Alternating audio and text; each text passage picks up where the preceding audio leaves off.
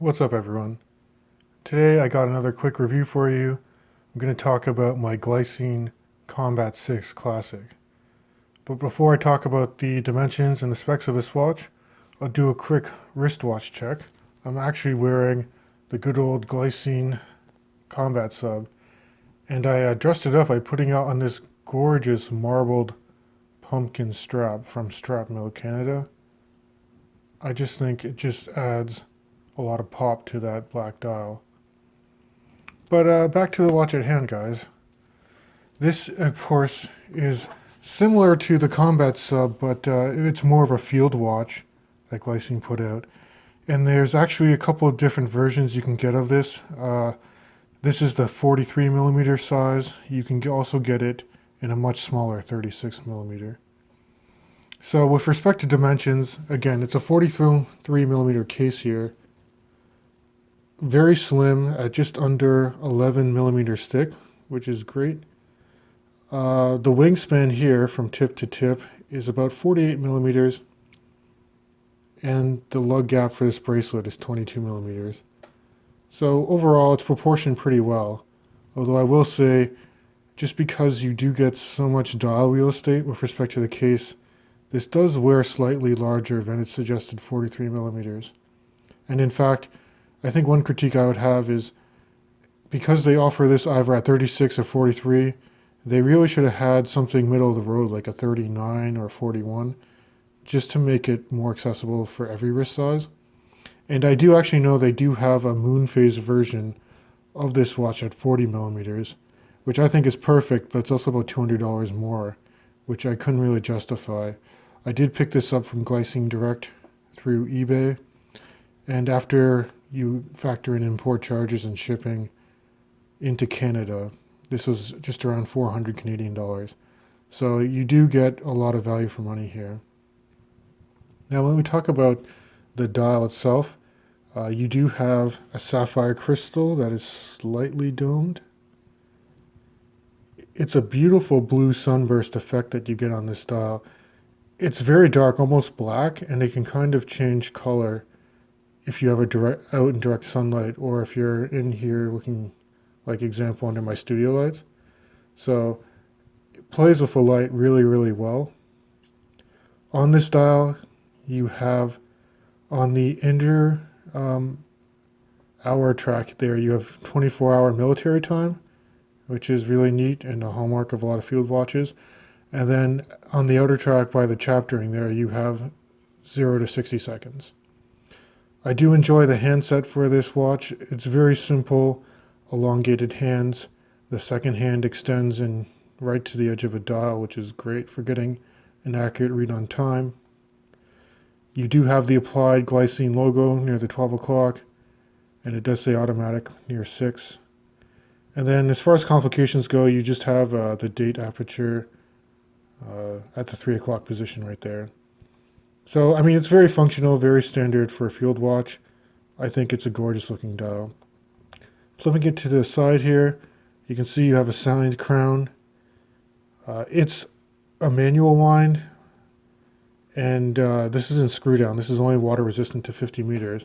But for a field watch, that's fairly common actually. The crown is a nice size.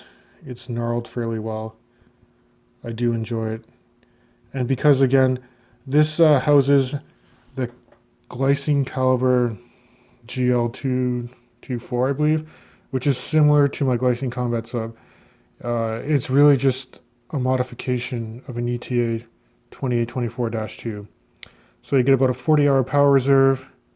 It's a 4 hertz movement, so it vibrates at 28,800 vibrations per hour. So you do get that smooth sweep of a second hand, which is great to see, especially when you consider that this is such a large dial and that second hand is very prominent. So, good movement, nice sapphire crystal, nice dial. Now let's talk about the bracelet a bit. You do have this, I'm not sure what you would call it. It's like a 5-link bracelet system. It's fairly standard with finishing, mostly brushed, and then you have polishes along the side here.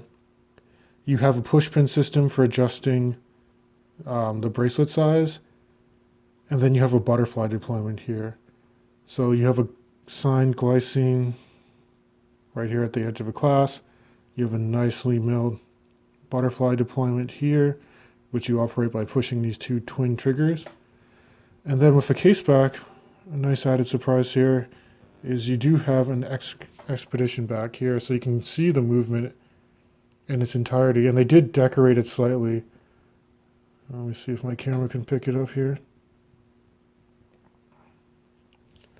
Yeah, so the glycine rotor, they do some brushing work on it.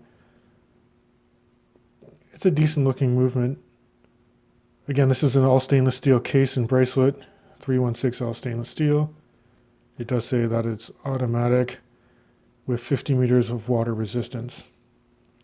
You do have end links here that are, I don't know if you can say they're fully solid because it's just a multi-piece bracelet here, but it does wear comfortable. In general, I don't really enjoy butterfly clasps, but this one, because of the slim profile of the watch, and it is fairly light, it does wear fairly well. I will say the bracelet doesn't taper at all though, so you might find it a little large on the wrist, but you can also swap this out for different strap options. So let me actually give you a wrist shot, and then I'll show you some different strap options as well. And here's a wrist shot, guys. As you can see, I think it has a very nice slim profile on my 7¼ inch wrist. The bracelet is comfortable even though it is a butterfly deployment, but I'll show you guys a couple different strap options too. Okay guys, so I'm just showing you a couple different strap options for the Glycine Combat Classic here. I like it on this vintage distressed leather strap. It tapers a little bit, and I think it really makes the blue sunburst style pop. And check out the Glycine Combat Classic on this blue textured strap. I think that really works nicely as well. Again, complementing that blue dial. Okay, and lastly, let me talk about the Lume on this watch. You do see that all of the indices and the hands do have that green lume there. It's not the most potent in the world, but I'll throw up a lume shot so you can see how it looks. So are there any downsides to this watch? I would just say, with the available sizing, it might wear a little large for some people at the 43mm. It wears fine. I think if you have a 7-inch wrist or higher, you're going to be fine with this version. Anything less than that, I would strongly suggest you pick up the 36mm version of this watch. But other than that, you're packing in a lot of value for the money. You're getting that Swiss-made movement, beautiful blue sunburst dial, sapphire crystal on the front and back. And Glycine's a great name. I don't think they get enough love. So I just wanted to give you my quick thoughts on this piece. Let me know what you guys think in the comments below.